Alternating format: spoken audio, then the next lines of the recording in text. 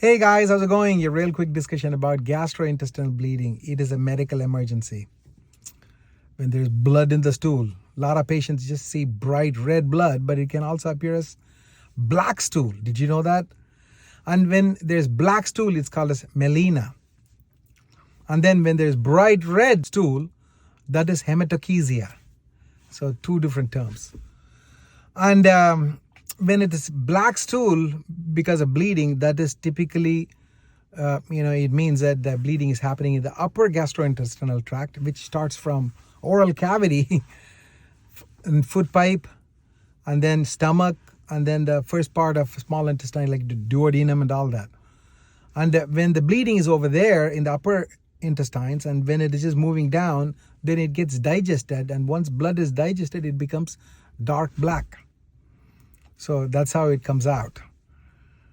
And when there's bright red blood, that typically means that the bleeding is happening in the lower gastrointestinal tract, like your colon.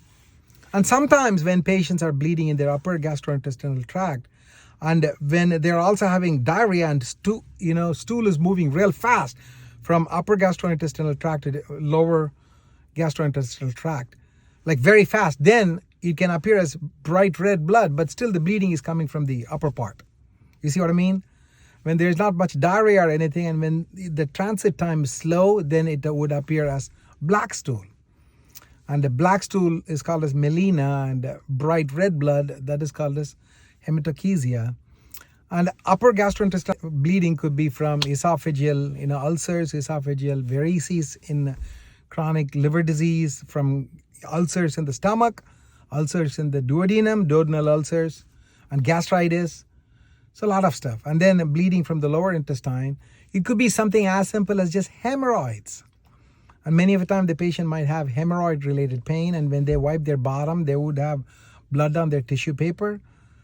But painless bleeding could be from other stuff, like serious stuff like colon cancer, diverticulosis, what is called as AV malformation that can bleed.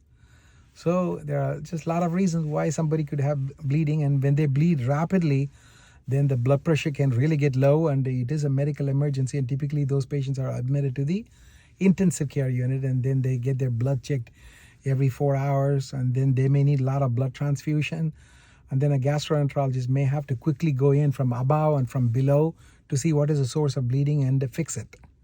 So that is gastrointestinal tract bleeding discussion in short, okay? I'll talk to you later in my next post. Goodbye.